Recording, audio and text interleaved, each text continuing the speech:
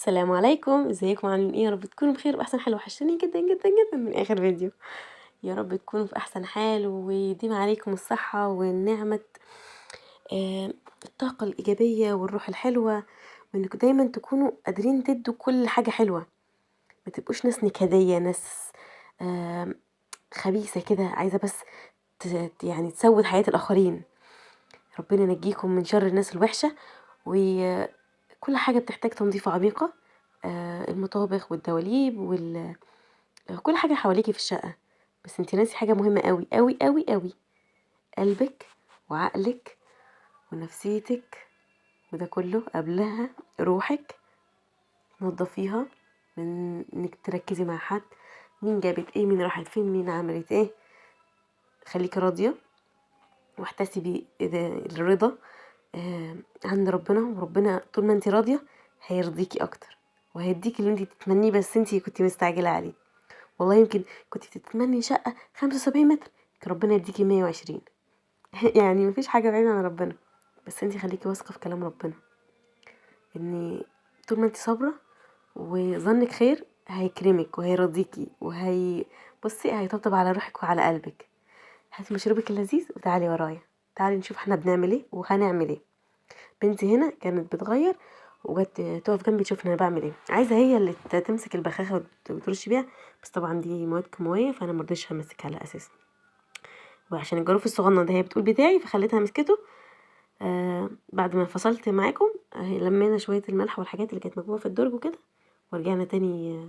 اللهم صل على النبي، نكمل انا وانتوا الفيديو بعد ما هي راحت تلبس.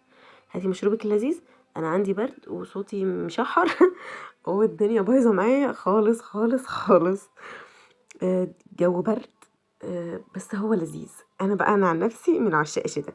اي نعم نظرتي اتغيرت 990 درجة من بعد ما خلفت، لاني عبارة عن اول من دخلت الشتاء حضري دواكي، حضري العلاج ومش عارف جهاز البخار ورقم الدكتور الفلاني وروشتة الدكتور العلاني، عشان نبقى مجهزين، عشان نبقى عارفين الدنيا رايحة فين. لان انا عندي بنتي التانية وابني عندهم حساسية صدر.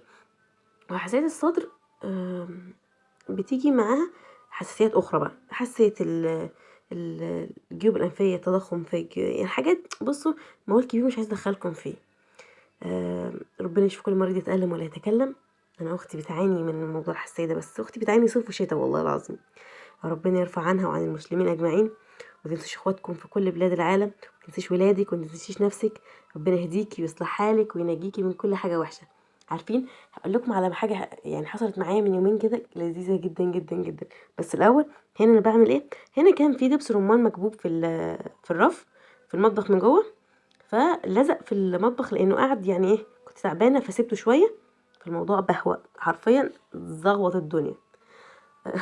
ممكن لفظ ما يكونش افضل حاجه، سوري انا اسفه جدا، بس معلش جت معايا كده. طبعا احنا اصحاب وحبايب واللي جاي احلى ان شاء الله.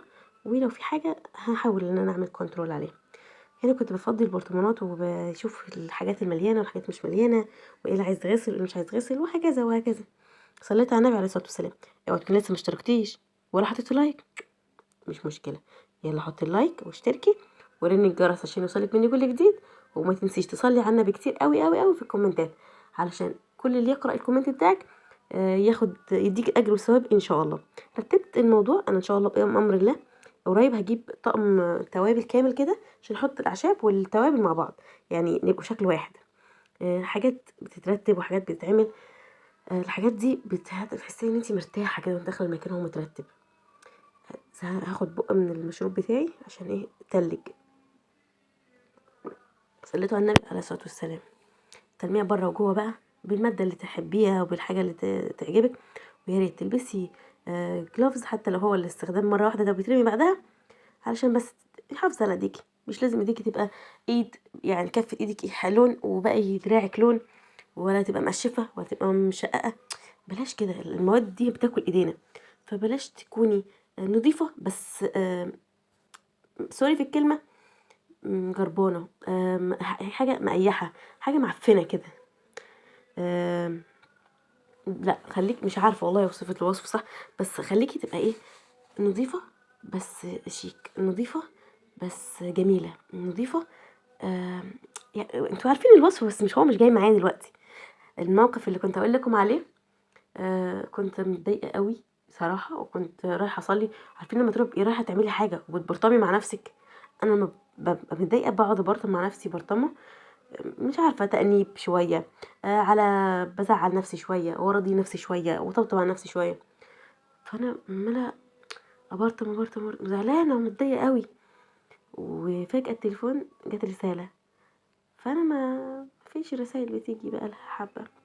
فرحت فتحت الرسالة، لقيت اختي بعتلي رسالة. والله ثانية لو لقيتها هبقى هقرأها لكم. دورت عليها ولقيتها: روحي يا شيخة، ربنا يهدي سرك ويصلح حالك ويبارك لك في عيالك ويجعلهم صالحين ويحقق لك كل اللي تتمنيه ويسعد دنيتك واخرتك، ويا رب يخليكي ليا ويهديكي عليا واحبك يا رفيقة عمري، يا رفيقة دربي، يا اختي. حرفيا حرفيا دي الحاجة اللي عارفين البونبونية اللي بتحلي حياتك؟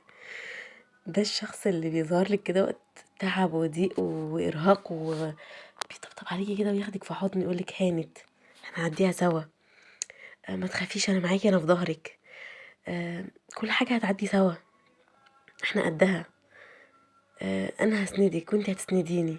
عارفين انتوا الموضوع ده؟ لا لا لا، اللي عنده اخت زي دي يحطها في قلبه ويقفل عليها عشان الهوا. ربنا يخليها لي ويبارك لي فيها وينجيها ويشفيها يا رب. بالله عليكم تدعوا لها ان ربنا يشفيها.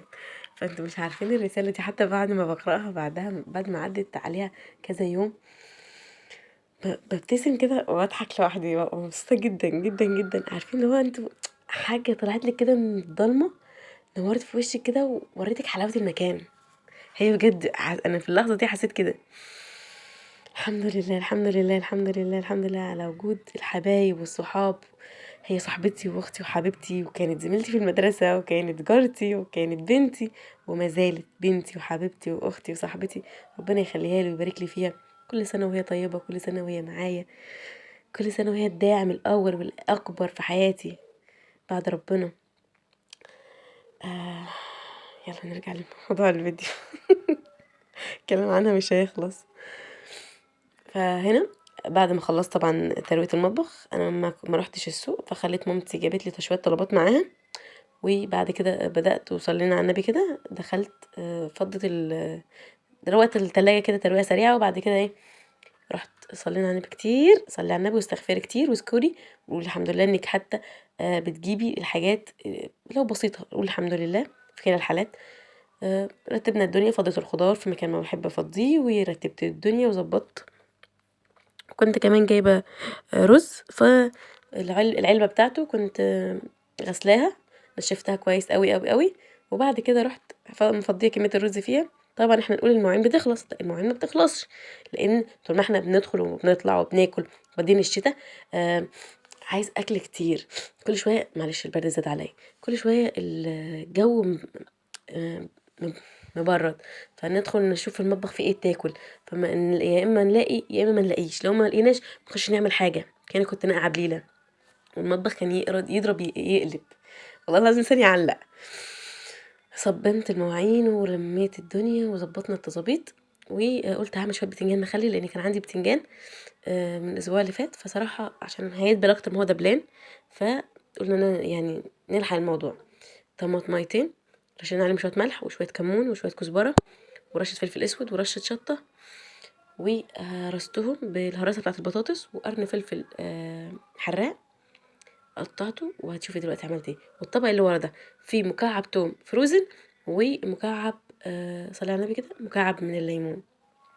مكعب من الليمون ده انا نزلت لكم ريلز، الريلز ده فيه الطريقه بالتفصيل ان انا ازاي عملته وازاي يعيش معاكي سنه واكتر من سنه. الليمون دلوقتي بيغلى وهيغلى اكتر في الايام اللي جايه، فالحقي خليكي ناصحه كده وشغلي دماغك انك تخزني شويه حلوين كده معتبرين، علشان يعني ما تحتاجيش او ما تضطريش للاستغلال بتاع الخضريه، انهم يبقوا الليمون ب100 و120 والحاجات دي.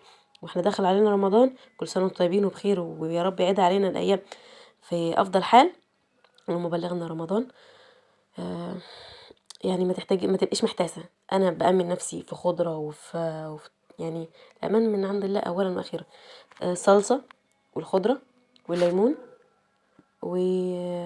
وكمان والثوم والبصل. البصل ده مش على طول بعمله، بس بحب اسيبه.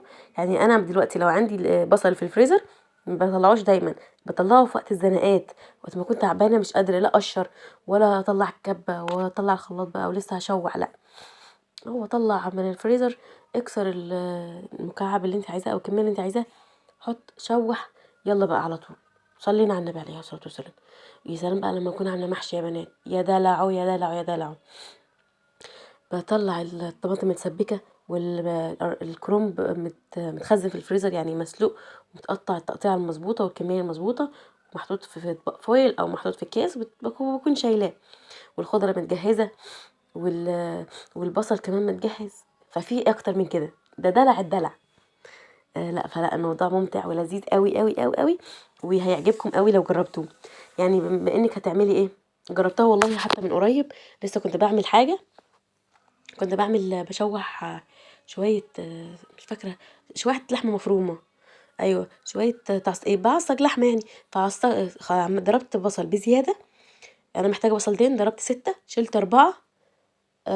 بعد ما شوحتهم متبهرين ومحطوطين تمام، كل حاجه فيهم تمام، وشلتهم في علبه في الفريزر.